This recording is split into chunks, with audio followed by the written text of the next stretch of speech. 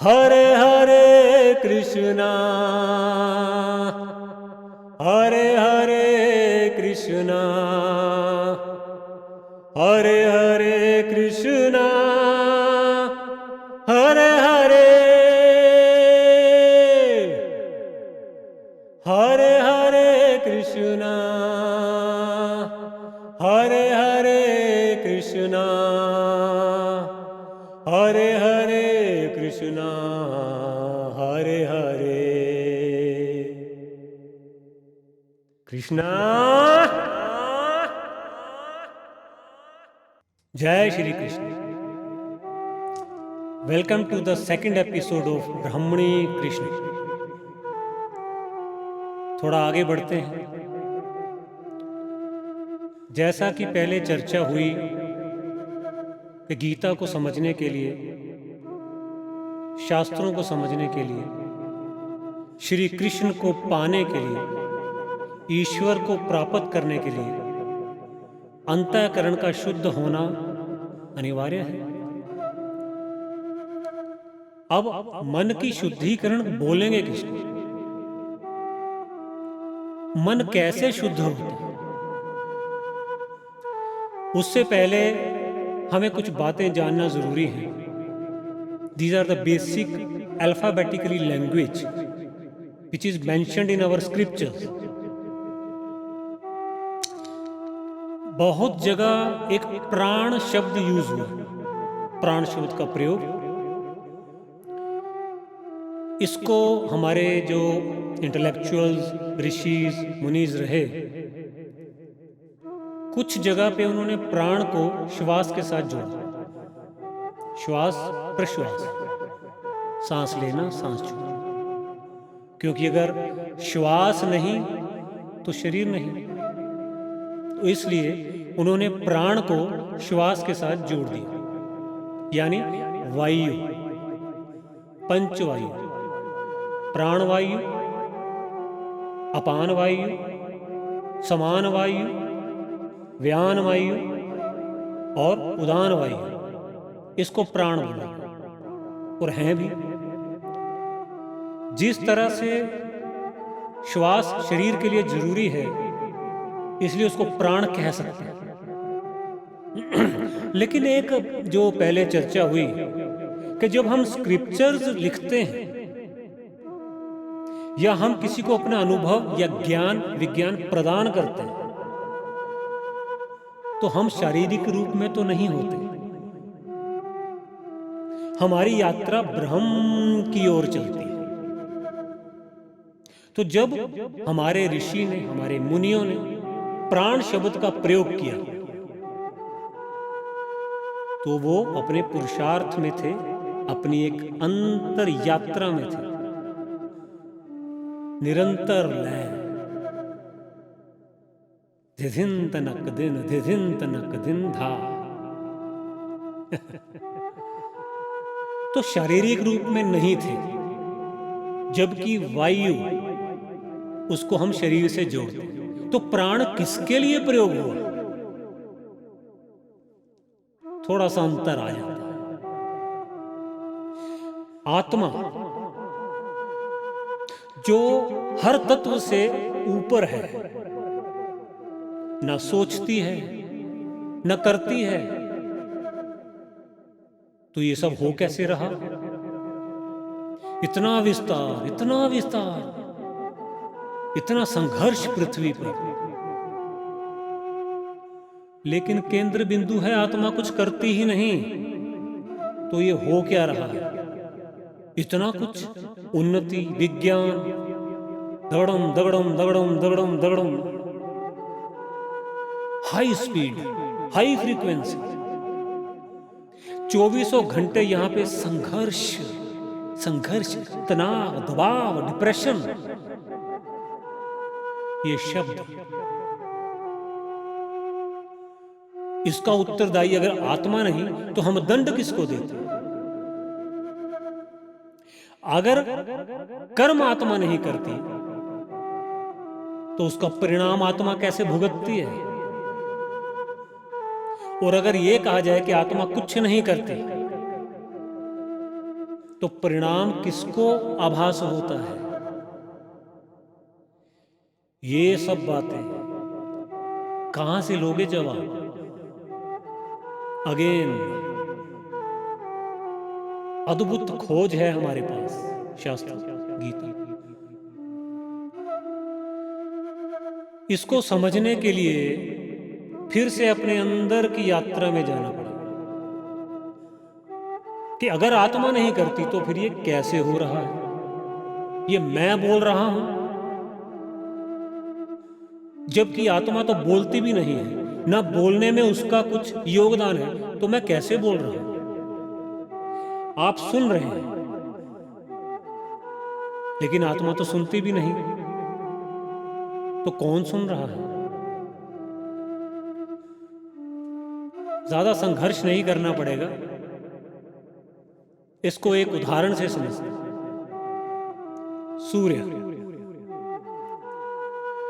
सूर्य के अंदर से ऊर्जा निकलती है,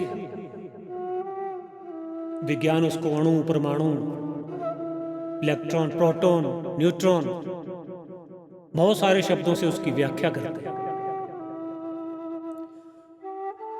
क्या सूर्य इस बात की प्लानिंग करता है, वो योजनाबद्ध तरीके से चलता है कि उसको ऊर्जा पृथ्वी पर फेंकनी है या प्रदान करनी है, यहां कहां करनी है, कहां नहीं करनी है? क्या सूर्य की इसमें कोई सोच है, कोई संकल्प है, या ये हो रहा है? The answer is the second option, ये हो रहा है। लेकिन ईश्वर के संगम से, ब्रह्म से ये हो रहा है। सूर्य तो रचना है, जड़ है, लेकिन उसमें से जो ऊष्मा, जो ऊर्जा निकल के पृथ्वी पर पहुंचती है, करोड़ों किलोमीटर, 8.5 मिनट की गणना गणित विज्ञान बताती है, एक किरण को पहुंचे 8.5 मिनट, करोड़ों किलोमीटर का सफर तय करके। तो ये हो रहा है, इसको किया नहीं जा रहा। इसी तरह से आत्मा कुछ नहीं करती। अगर कुछ नहीं करती फिर मैं दंड क्यों लूं? तो दंड दे कौन रहा? वो दंड मिल किसको रहा? दंड तो केवल एक आभास है जो मन के कारण होता है, वरना दंड दंड थोड़ी है, वो तो न्याय है। ईश्वर हमारी स्वतंत्रता को सीमा में बांध देते हैं, बस इतनी सी बात है, जिसको हम दंड मान रहे हैं। हमें ये नहीं मिल रहा, हमें वो चाहिए। हे ईश्वर, तो किसी काम का नहीं। we all are self-styled intellectuals। कहां सुनते हैं हम ईश्वर की? अपने हिसाब से, तू ऐसा कर, तू वैसा कर, मुझे ये दे, मैंने इतना दान किया। नहीं वश चलता तो फिर झोली भी पसार लेते हैं, दे दो, रोते हैं। ये सब भ्रम है, ना वो सुनते ना हम बोलते। लेकिन ये हो कैसे रहा, इसको जानने के लिए चलते हैं अंदर मन की ओर, गोता लगाते, तगड़दम। जैसे ही हम चारों तरफ से अपनी दृष्टि को हटाकर अपने मन पर एकाग्र होते हैं, तो हमें विचारों की भिन्नता नजर आती है। तरह तरह के विचार जो किसी भी एक इंसान को, मानव को पागल करने के लिए पर्याप्त है। वो घबरा जाता है। आप अपना आकलन स्वयं करें। आप कितना समय अकेले में बैठ सकते हैं? क्या आपको हर समय जरूरत है कि कोई बातें करने के लिए चाहिए, जिसको शायद आप एक भ्रम पाल लें कि भी इंसान को इंसान की जरूरत है? जब आप एकांत में नहीं रह सकते, ये प्रमाण है आपके मन का एक पागलपन की ओर बढ़ते जा रहे हैं। इतने सारे विचार, इतने सारे निर्णय, बगैर जरूरत के, किसी चीज की जरूरत नहीं, खामख्वाह हमने संघर्ष पाल रखे हैं यहाँ। तो विचार, मन को जानने के लिए पहले हमें अपने आप को एनालाइज करना पड़ेगा। तो आरंभ होता है, आत्मा ब्रह्म है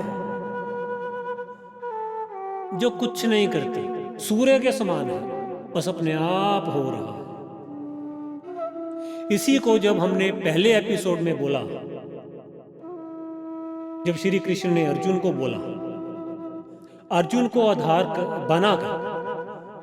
आधार बनाकर हम तक संदेश पहुंचाया कि आत्मा का आत्मा में ही संतुष्ट रहकर जीवन यापन कर, वो क्या है? वो यही है। आत्मा जब अपने आप में आती है तो वो दृष्टा है। दृष्टा का संयोग प्रकृति से होता है, यानी जो अणु, परमाणु या जो भी आप नाम दें, सूर्य की किरण एक ठंडी चीज पर पड़ने से वो ठंडी चीज गर्म हो जाती है।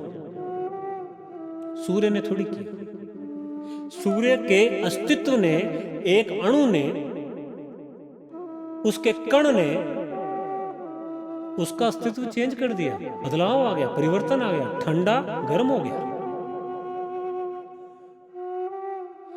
इसी प्रकार जब आत्मा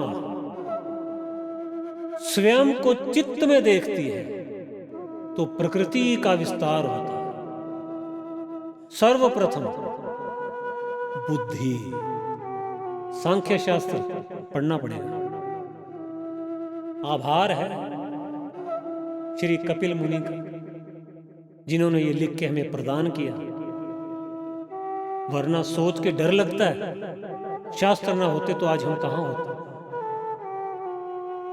हम जितना भी अपने आप को जान पाते हैं सब उन्हीं के कारण, कभी नहीं ऋण उतर सकते। अच्छा, हम ऋण उतारने की सोचें भी क्यों? रिश्ता है तो है, निभाओ। एक बेफिक्री सी आती है, किसी ने तो हमारे बारे में सोचा आने वाली पीढ़ियों के बारे में, और न जाने कितनी पीढ़ियों तक ये चलता रहेगा। तो बुद्धि, और यही वो एक यात्रा का समय है जब हम बुद्धि और मन के बीच के अंतर को समझ पाते हैं। The difference between the two powers, the mind and the intellect. मन एक ऊर्जा है, शक्ति नहीं, और उसको हम एक लय में, एक गति में अनुभव कर सकते हैं मन को। लेकिन बुद्धि, that is the intellectual position किसकी? आत्मा की दृष्टि। आत्मा की दृष्टि को ही हम प्राण कहेंगे, प्राण शक्ति। आत्मा की जो प्राण शक्ति है वो जिस जिस भाव पर, जिस जिस विचार पर पड़ेगी, उस विचार से यात्रा का आरंभ हो जाता है और आपकी इंद्रियों से वो काम हो जाता है। इसको कहते हैं आत्मा ने किया नहीं, हो गया। लेकिन जो बुद्धि है वो हमें इस बात का एहसास कराती है कि ये तो मैं ही हूं। तो जो हो रहा है उसको हम कर्म कहें, जो हो रहा है उसका परिणाम भी फिर मेरा ही है। इस अंतर को हमें, जब तक ये विश्व है, हम आप जन्म लेते रहेंगे, इस अंतर को साथ लेके चलना पड़ेगा। ये मैं शब्द ही अहम है, अहंकार। हमने अहंकार को बड़ा ही एक सस्ता दर्जा दे दिया। अरे ये तो वो केंद्र बिंदु है जो आत्मा को आत्मा का एहसास कराता है, हमसे कर्म होने का अनुभव कराता है, और उस कर्म के प्राप्त होने वाले जो परिणाम हैं, फल है उसका एहसास भी वही कह रहा था। ये अहंकार तो छूटने वाला नहीं। बाकी रहा समाज की बात, वो अहंकार किसको बोलती है? जो आज का प्रचलित अहंकार शब्द है वो वास्तव में एक तामसिक विषय के ऊपर एकाग्र हो जाना ये है। दोनों में अंतर है। अहंकार के कारण ही हम सत्व के ऊपर एकाग्र होते हैं और इसी अहंकार के कारण ही हम तमस के ऊपर भी एकाग्र होते हैं। दोनों के परिणाम अलग हैं। इस पे कुछ पंक्तियां याद आ रही हैं। लिखा गया जो किस्मत में वो तो होकर ही रहता है, ये मैंने किया वो मैंने किया, मूर्ख है जो ये कहता है। ये सच है रामायण हर युग में दोहराई गई है। हर युग में सच्चाई और बुराई पाई गई है। यूं तो दोनों ही थे पढ़े हुए सारे वेद पुराण, दोनों ही थे महान योद्धा, दोनों ही गुणवान, लेकिन अपने अपने कर्मों का देखो तुम ये परिणाम। एक जग में रावण कहलाया दूजा राजा राजा। कर्म, एकाग्रता, प्राण शक्ति की एकाग्रता रावण की तमस के ऊपर थी और राम की सत्व और सत्व से भी ऊपर। तो एकाग्रता और प्राण शक्ति का ही महत्व है। हम प्राण शक्ति को जिस दिन हम समझ गए, एकाग्रता समझ में आ जाएगा। एकाग्रता समझ में आ गई तो बुद्धि दिख जाएगी। बुद्धि कहते किसको है? ये सब अंदर चल रहा है, चितादेश चित्त में चलता है। बुद्धि समझ में आ जाएगी तो मन स्पष्ट हो जाएगा। मन का कोना कोना स्पष्ट हो जाएगा। मन में समाया क्या सब स्पष्ट हो। अब ये तो हुई आत्मा से मन की ओर एक यात्रा। वो संभव नहीं है आज की दुनिया में। तो करें क्या? उल्टा चलना, मन से अस्तित्व की ओर यात्रा का आरंभ करना। इसीलिए तो बोला कि योग सरल नहीं, इतना आसान नहीं। वो तो लगता है, करना थोड़े है। अपने को आंकलन करना, स्वाध्याय पढ़ते जाओ अपने आप को। यही जीवन है, यही गंभीरता है। अच्छा, गंभीरता को कई बार हम एक पाखंड सा शब्द यूज होता है, ऐसे बैठ जाते हैं, डोंट डिस्टर्ब।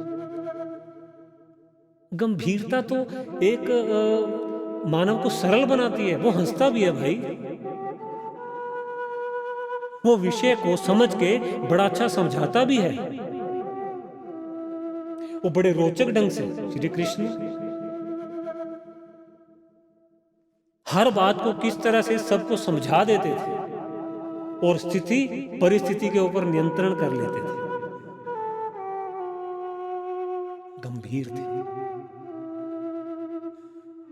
अब मुझसे आप पूछो कि किस अध्याय में लिखा है कि श्री कृष्ण गंभीर थे, तो उसका जवाब नहीं है। ये समझना पड़ेगा। शास्त्र आधार है, एक खोज है, अनुभव तो सबके भिन्न है। वो तो आपको करना पड़ेगा, मुझे भी करना पड़ेगा। तो श्री कृष्ण गंभीर हैं। थे शब्द नहीं बोलूंगा, वो आज भी है। श्री कृष्ण जिस वक्त जिस समय वो हमें समझ आना शुरू हो जाएंगे, हमारे कर्म दिव्य हो जाएंगे। हमारे कर्म, हमारे निर्णय सब परिवर्तन हो जाएगा, सामाजिक हो जाएगा, प्राकृतिक हो जाएगा, जटिलता समाप्त हो जाएगी। तो ये यात्रा यानी श्री कृष्ण को समझने के लिए स्वयं को समझना जरूरी, स्वयं को समझने के लिए चित्त, बुद्धि, फिर मन को समझना जरूरी। तो क्योंकि हम अपना अस्तित्व खो बैठे, तो यात्रा उल्टा प्रारंभ करना पड़ेगा, यानी कि मन से फिर बुद्धि तक जाए, फिर चित्त समझ में आए, फिर आत्मा तक पहुंचे। ये होगी यात्रा, यानी असत्य से सत्य की वर्तमान को समझना। तो मन क्या है? मन में करोड़ों अरबों भाव स्थापित हैं, एस्टैब्लिशमेंट्स ऑफ द एक्सपीरियंस। लेकिन साथ में एक शब्द हम बोल लें कि ये शमशान घाट है, मरे हुए अनुभव है। अब जब प्राण शक्ति अपनी यात्रा का आरंभ करती है, यानी कि दृष्टि आत्मा की, तो वो जिस जिस विचार पर पड़ेगी वो विचार जीवित हो जाता है, और आपकी कर्म इंद्रिय और ज्ञान इंद्रिय दोनों उस यात्रा में शामिल हो जाते हैं, इन्वॉल्व हो जाते हैं, और उसका परिणाम जो मिलता है फिर वो आपके ऊपर। तो मन को हमारे ऋषियों ने, हमारे मुनियों ने समझने के लिए कुछ परिभाषा दी है, कुछ भागों में बांटा है। तो प्राण शक्ति को समझे बगैर हम समझ नहीं सकते। अब आता है कि प्राण शक्ति को समझे, अब हम समझे कि गुण क्या है, जो गुण शब्द यूज हुआ। बोलते हैं सतोगुण, रजोगुण, तमोगुण, लेकिन ये है क्या, और ये एक दूसरे को कैसे प्रभावित करते हैं? ये अलग नहीं है, ये सीक्वल है। और ना ही हम इसको ये नाम दें सत्वगुण अच्छा, तमसगुण बुरा, तमसगुण नीचे, सत्वगुण ऊपर, नहीं, ये इक्वल है। आत्मा के लिए जितना जरूरी सत्व गुण है, तमस भी है। शरीर से जुड़े सब विषय तमस है। तो उपनिषद, ईशो उपनिषद में पहला ही श्लोक यही तो है कि इस ब्रह्मांड में जो भी जड़ चेतन विषय ईश्वर से व्याप्त हैं, वो भोग है। तो भोगिए ना, छोड़ने के लिए थोड़ी रचना की, भोगिए, आनंद लीजिए, तगड़धम। लेकिन उसका तरीका क्या है? अस्तित्व में रह गए। जो हम हैं, जो आप हैं, जो हम वास्तव में हैं, actual position, actual profile of the soul, उसकी प्राण शक्ति वैसे ही काम करनी चाहिए। ये प्राण शक्ति अति गंभीर, इसका प्रयोग आपको जन्मों पुनर्जन्मों तक प्रभावित करता रहेगा। अगर आप एक योगी हैं और अंदर के जो एक प्रक्रिया, प्रोसेस, मेडिटेशन प्रोसेस के बारे में जानते हैं, तो आपको इसके बारे में जानना अति आवश्यक है, क्योंकि ये तो बीज है। कौन सी नाड़ी कब उठती है, ईड़ा, पिंगला, सुषुम्ना, ब्रह्मी, चित्रणी, पता नहीं, आगे भी कितनी है, स्थूल से सूक्ष्मता की ओर, जैसा कि पहले कहा, असत्य से सत्य की ओर। ये प्राण शक्ति के कारण ही होता है। तो ना तमस गुण बुरा, ना सत्व की तुलना तमस से हम कर सकते, अपनी अपनी जगह है। क्योंकि इनकी जो सृष्टि है, वृद्धि, वो आत्मा के प्राण शक्ति से ही तो हुई। उसमें अहंकार भी आया। अहंकार एक पोजीशन है, दैट्स इट।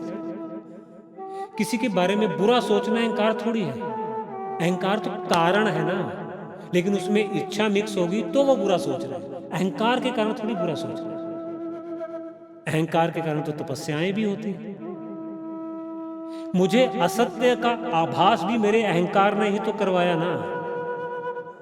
असत्य से सत्य की ओर जाने का रास्ता भी तो मुझे अहंकार ने ही दिखाया ना।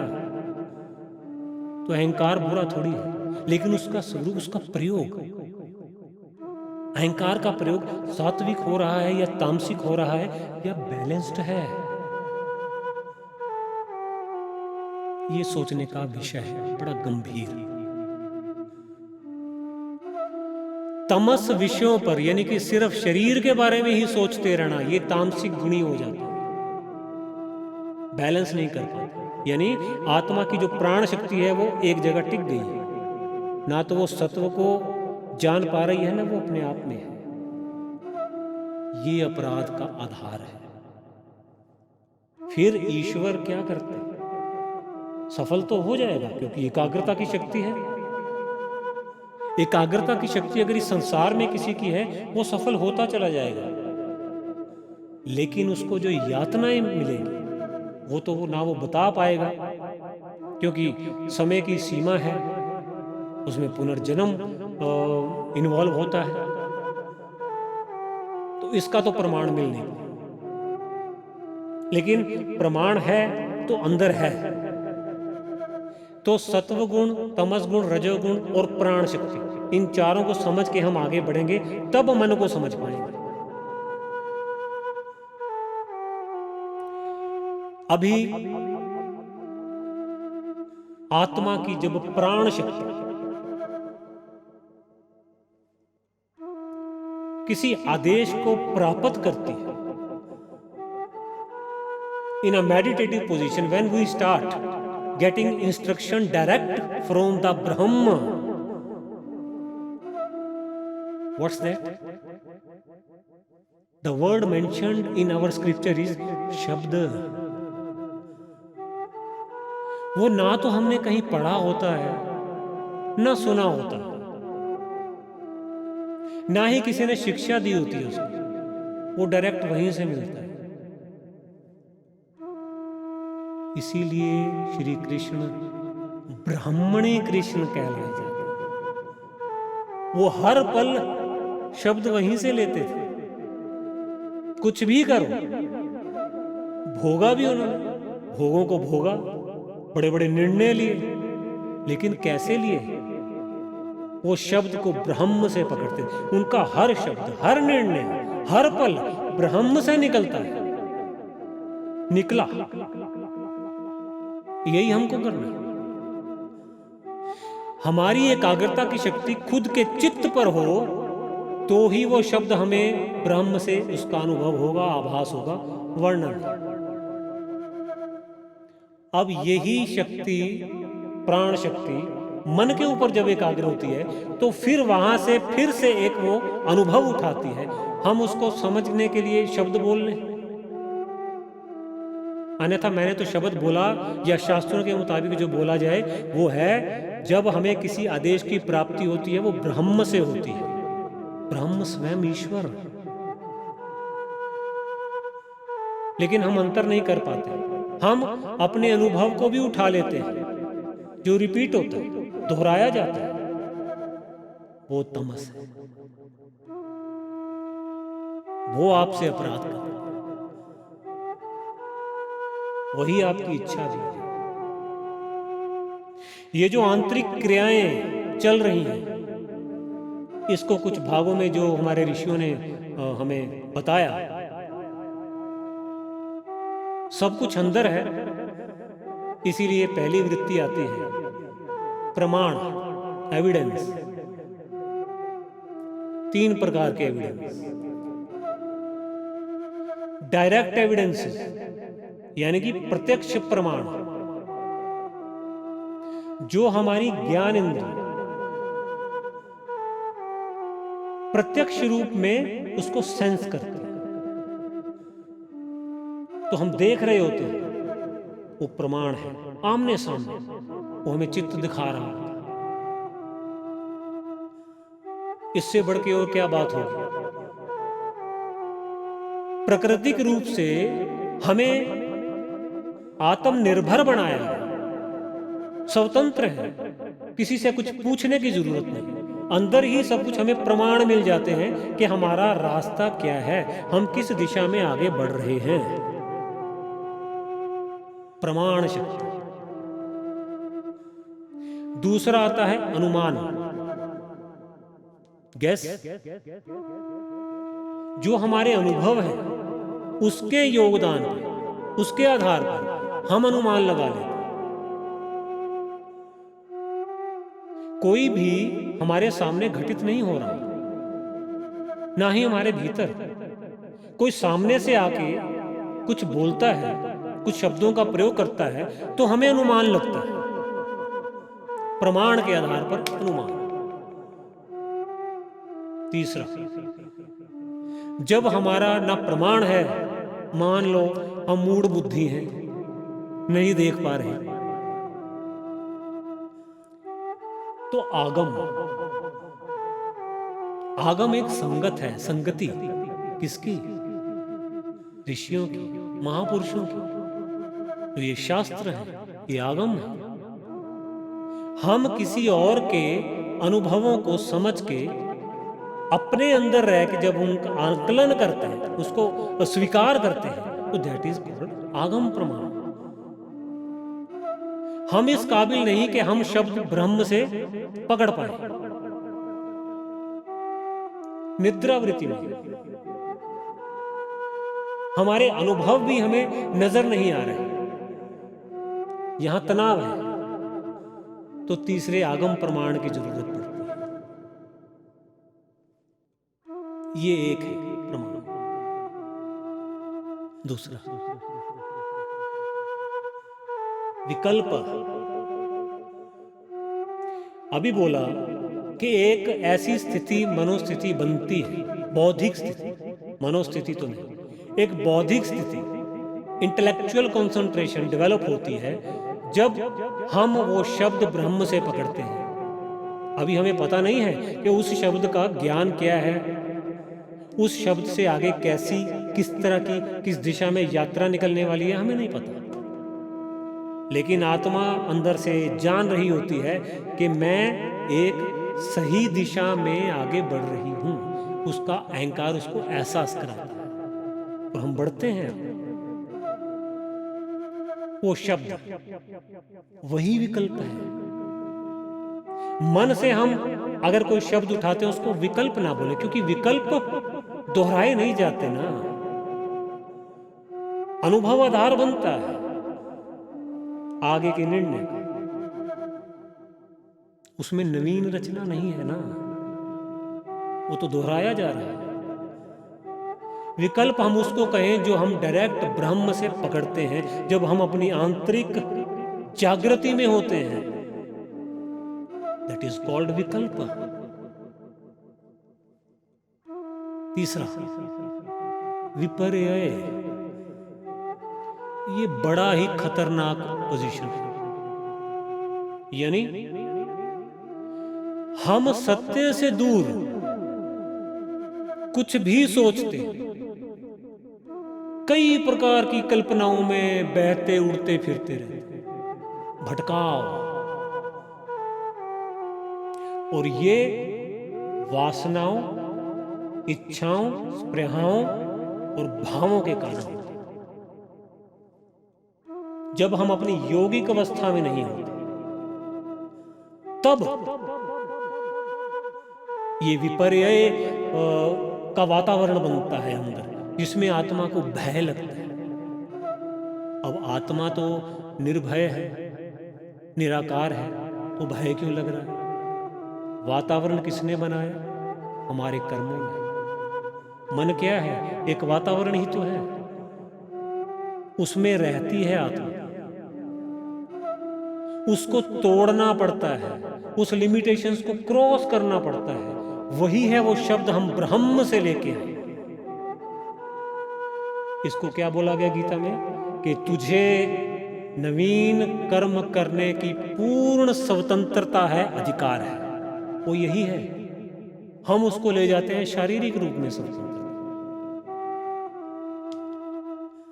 ये सारे यौगिक शब्द हैं। उसमें आपका जो एक मन के विचारों की गति है बहुत ही धीमी है। तुलना करें तो आज जो वो कहते हैं 50-60 संकल्प 1 मिनट में, उस समय 5-6, बहुत ज्यादा तनाव हो गया तो 10, कितना फर्क है। 1 मिनट में 2-4-5 संकल्प से ज्यादा नहीं आने चाहिए, वो योगिक अवस्था। और जब एक विचार आए 1 मिनट में तो समझो एकाग्र स्थिति है। इसको पाने में, वहां तक पहुंचने में 8-10-12 जन्म लग जाए। क्योंकि श्री कृष्ण का जन्म जो था, also mentioned in our scriptures, कि वो 10th रीबर्थ थी। उससे पहले के कुछ अवतारों का वर्णन है और उसको बोला जाता है क्या जन्म था? भव प्रत्यय, यानी सिर्फ आत्मिक स्थिति से एक स्टेप पहले, पूर्व, आगे वो ब्रह्म की स्थिति है। तो योग भ्रष्ट होता है या कोई साधन नहीं होता, पूर्ण हो जाता है, तो वो जो जन्म होता है चमत्कारों से भरा हुआ, सिद्धियां जो सोचोगे वो हो जाएगा। लेकिन उस समय फिर वो कुछ भी नहीं सोचता है, सत्य पे चलता है ना, इसीलिए तो वो सामने है ब्रह्म। तो बौद्धिक स्थिति, उसमें रहना, स्थिरता और स्थित प्रज्ञ, ये वही स्थितियां हैं जो अर्जुन के लिए कही गई। तो क्या ऐसा संभव था या असंभव है आपके लिए, हमारे लिए, कि स्थित प्रज्ञ बोला और हम स्थित हो गए? श्री कृष्ण बोलते थे तो उनके अंदर से जो ओरा था, ये उसका प्रभाव था। अर्जुन साथ के साथ उस स्थिति में स्थित हो जाता, इसीलिए वो युद्ध लड़ गया। सारी माया, सारी शक्ति श्री कृष्ण के भीतर जो आत्म ब्रह्म है उसका तो प्रयोग हुआ, वहां तक पहुंचे ना। गीता के पन्ने उलटने से कुछ नहीं। कुछ का तो हम जो उनकी इच्छा प्रत्यक्ष रूप में दिखती है कि वो एक माइक के आगे बोलते हैं, अध्याय ये, श्लोक ये लिखे, उनको याद है, मुझे नहीं याद, ना ही याद करना है। क्योंकि यात्रा हमें भूलने के लिए उसका यात्रा का आरंभ करते हैं। मन का कंट्रोल किस में होगा? अरे जो भाव हैं, जो अनुभव हैं, वो प्रसुप्त रहे, यानी वो उदार अवस्था में ना रहे। उदार मतलब हमेशा ही जागते हुए सब कुछ ही याद आ रहा है, पागल हो जाएंगे। प्रसुप्त अवस्था में रहने से जब उस तरह की कोई सिचुएशन, मनोस्थिति, परिस्थिति आती है, वो भाव अपने आप सपोर्ट कर देता है, ये कर ले, वो वहां तक रहना, हर समय हर चीजें याद करके चलना, इतने सारे विचारों को पाल के रखना कुछ नहीं है। हम खुद को एक पागलपन की ओर ले जाए। वो सब का कारण विपर्य। एक विचार कब जाके इच्छा बन जाती है नहीं पता चलता, क्योंकि वासना तो है ना।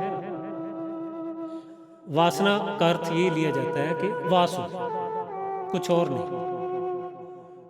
कोई कर्म हमने किया, उसका परिणाम भी लिया, उसका वास हो गया हमारे सूक्ष्म शरीर में, मन में, तो वासना तो रहेगी, वो है बस। तो वासना ही कारण है। जब वो उठता है विचार, तो हमें लगता है कि ये तो लाइफ की, जिंदगी की जरूरत है, इसीलिए मुझे ये चाहिए। वो है स्तर स्पृहा का। जब हम उसको करने लग जाते हैं, फिर आड़े टेढ़े सब अपराधों से भरे, पाप से भरे रास्ते अपनाते हैं हम लोग, क्योंकि हमारे उसका परिणाम पाना वो लक्ष्य नहीं है, बस उसका परिणाम पहले से ही मन में बैठा है, बस उस परिणाम को हम दोबारा से दोहरा रहे हैं। विपर्यय, बहुत खतरनाक विपर्यय। दूर रहिए, विकल्प में रहेंगे तो विपर्यय नहीं हो। फिर आता है चौथा, स्मृति। अभी हमें ये बोला जाता है, इस नाम पे बिजनेसेस, व्यापार होते हैं, मेमोरी स्ट्रॉन्ग करो, मेमोरी स्ट्रॉन्ग करो। कैसे होगी? किसको बोलते हैं मेमोरी स्ट्रॉन्ग करना? छोटे छोटे बच्चे, 8वीं, 10वीं, 12वीं, कॉलेज गोइंग स्टूडेंट्स, उनके ऊपर एक प्रेशर डाला जाता है, मेमोराइज, मेमोराइज, मेमोराइज। सो मेमोराइजेशन पॉसिबल कैसे है? हम किसको बोल रहे हैं मेमोराइजेशन? कि एक प्रश्न आया, फट से हमें याद आ जाए और हम कर दें। मेमोरी जिंदगी के जिस हिस्से में हमें स्ट्रॉन्ग करने के लिए बोला जा रहा है, वही आफ्टर 40, 50, 60 वो एक अभिशाप बन जाता है। इंसान को नींद आना कम हो जाता है। उसकी मेमोरी इतनी स्ट्रॉन्ग कर दी गई है कि वो विचारों को भूलना भी चाहे तो भूल नहीं पाता, जिसका सीधा प्रभाव न्यूरोनिकल स्ट्रक्चर में आता है। फिर उसके बाद स्टेरॉइड्स, मेडिसिन, बिजली के झटके, ट्रीटमेंट। अरे कहां आ गए हम लोग?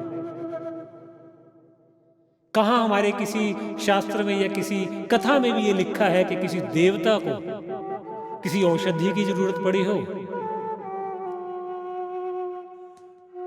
ये सब विपर्यय के कारण, इच्छाओं के कारण, कामनाओं के कारण, चाहे शारीरिक रूप से या मानसिक रूप से।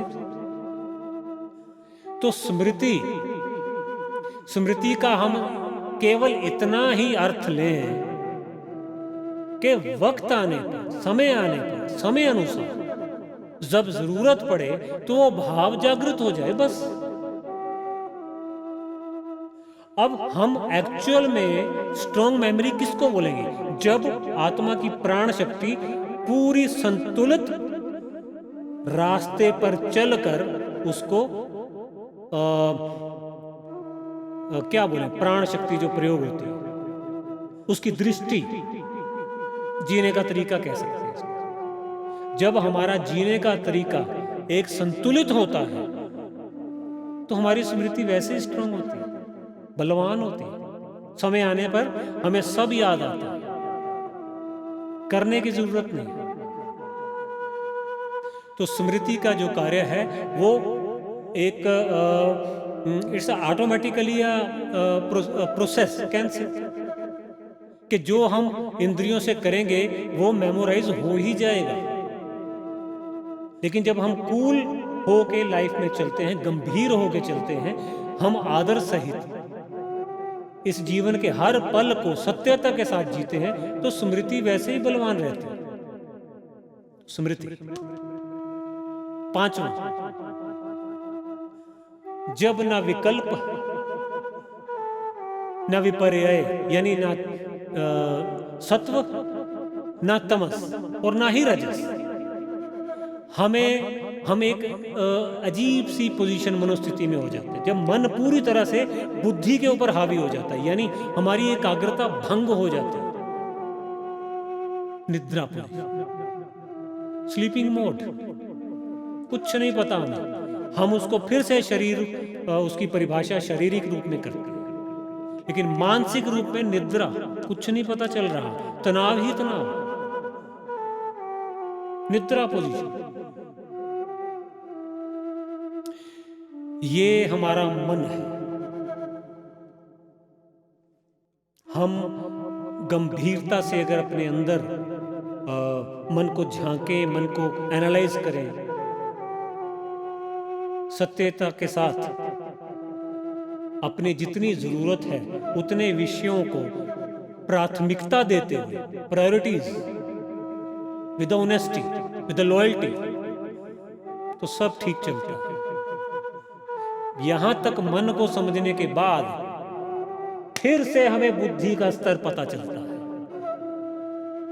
कि हमारी बुद्धि किस तरह से कार्य करती है। फिर हम उस इंटेलेक्चुअल पोजीशन में टिक जाते हैं।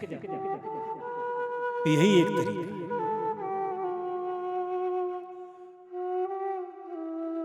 आभार सहित मिलते हैं अगले एपिसोड। जय श्री कृष्ण। हरे हरे कृष्णा हरे हरे कृष्णा हरे हरे कृष्णा हरे